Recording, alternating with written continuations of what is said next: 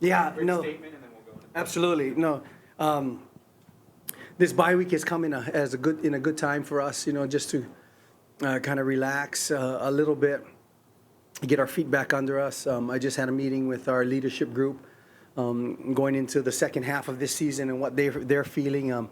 They're all positive. I use them a lot in regards to getting the temperature of the team in the locker room, and they have been fantastic. But our kids had a spirited practice today, and we'll get ready for that second half. But any questions? Shaun, we saw guys wearing the Ohana shirts now, and they talked to us about going bowling yesterday. Can you just maybe talk about the development of some of the family stuff that you're trying to do? Absolutely.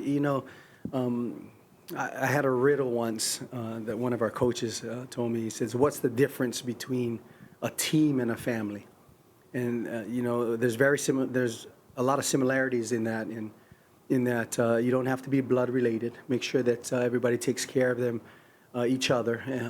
But the difference is that I told them that you can beat a good team, but you can never beat a family. And so when I go in and instill that with our kids, I want to make sure that we all celebrate the good times, and then making sure that they all put their hands around each other when it's a bad time. This past Saturday was a great time for us.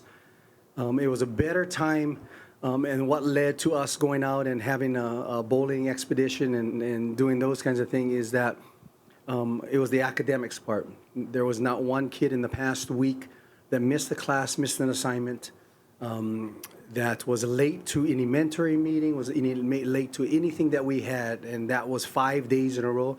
I told them I would get them back for that, and that was their reward. And so instead of being out at 100 degrees of practice, we went bowling, and these kids had a great time. And so that was the bonding and family part. And today we came out and had a spirited practice. We'll have another one tomorrow, but we're going in the right direction. And then, Coach, to piggyback off that too, I mean, when you obviously instill the family part like you always have done, is it not that it's ever easy to coach, but easier to kind of coach them harder? Because I know once you walk off the lines, it is about, like you said, the love and the support and the family. But when you're on the field, you can coach some of the guys harder, and they know it's coming from a place of respect for them. And there's no question, because they understand that you have their best interest, that you know that when you push them, it is for their success. And when you tell them that you love them, you mean it. And so can you coach them harder? Yes, you can coach them harder, and you can demand more because they know it's in their best interest. And so I'm going to expand and be relentless on asking more and more and more, because I think we can be a better team that we've showed, and making sure that we close out games, and they understand that I'm still going to come after them in regards to the perfection part. And we're never going to be perfect, but we want to make sure that we are perfect in the execution and getting to strive for excellence as much as possible. Hi, Lena. To see the way that the local high school coaches came out and voiced their support with that letter from Jason Jewell at Brophy, kind of saying that the relationships you've built here with coaches is something that they want to see here at ASU. What was that for you? What was that like for you to read, and do you have any response to that? It was crazy because somebody gave me a call. I said, "You better check this on Twitter." And I looked at it, and at first I was like, "Oh, they might have been writing something bad about me." But when I read it, it made me feel very gratifying, because those are the same individuals that I had to compete against, and went against day in and day out, scheming against. But those relationships that we've built was that of trust, and they know that every word that I told them after a game was meant, and they know that I'm a man of my word. So for them to write that on my behalf was incredible. It was a surprise to me, and hopefully I go out and make them proud. Coach, obviously the performance of Trent Saturday was phenomenal given the situation, and obviously quarterback situation moving forward. I'm sure it's something that you have not made a decision on. There's a lot of time between now and the next game, but is there a quarterback competition again? I don't think it is a competition daily. In my philosophy, I don't think somebody's replaced because of injury. I always kept that policy whenever I've coached. Now, in regards to the competition, it'll be looked at closely. I think it's good for both sides because I think it'll raise both of their levels. From a relief standpoint, I know that I have a quality backup that can win games for us, and so that kind of takes a lot off of my shoulders. Are the kids looking for it? I think the kids will see who the best person is and my best quarterback at position is. And I've always told them I would play the best player, no matter the age, no matter size, no matter what it is. I'll play the best football player that will get our team to win. If I throw the football out, the other 10 people in the huddle will tell me who the best person is. And so I'll make sure that I keep my word on that. And now, is it a competition? I think every position is a competition at practice. I just need to make sure that we look at it through a pretty good, clear lens as well. Did Emery have a concussion, or did he? I mean, I'm sure he went through the concussion protocol at the time, but Yes, and you know, we're keeping him out from just precautionary, and it was a good time for us this week to take a break on it. But he was out there running around at practice, but he's in protocol right now. Hey, Coach, Robbie with Fox 10. Hey, Robbie. Just curious if there's any extra juice maybe in practice today coming off the performance you had. I know after the game on Saturday you said having a performance like that, you know, gets the guys to kind of see their hard work paying off. Absolutely. There's juice because they were their legs are good, too, because they only bowled. My back was sore because as an old guy trying to throw that bowling ball. But, yeah, there was juice at practice. And they were excited to get back on the field and work. I saw their transitions were better. You know, they're smiling. Practice went very smoothly. So, yeah, there is some juice. And there's some affirmation of all the things that we've talked about, especially with that win. And so I think they're excited. Like I said, I just met with the leadership group, and they're excited for this whole group. And so we're going to take it game by game, and we'll see how it plays out at the end. Shaun, what's your perspective on the defense at this point? You got some key stops at the end of the game, got off the field. I'm sure you're giving up more red zone and third downs than you would like to. Mm-hmm. So where do you think that group is at right now? I think right now we were at kind of playing a bend and don't break mentality. My mentality, if we don't get a stop every single series in 3 and out, I'm not satisfied. You know, I want to make sure that they come up in people's faces and play and compete. We played sometimes, I think from a football intelligence perspective, it was 3rd and 9. Everybody in the world knows that they're going to throw the ball at the chains, and we still got people bailing out sometimes.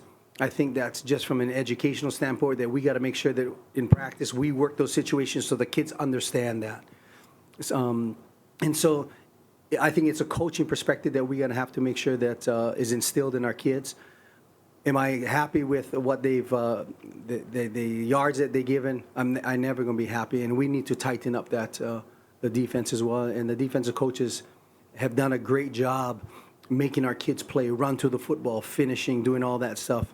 But I'm going to ask for more, a better third down conversion rate, making sure that they're not 5 for 5 or 6 for 6 in the red zone. We can't have that. But I'm always going to make sure that we try to decrease all of those percentages.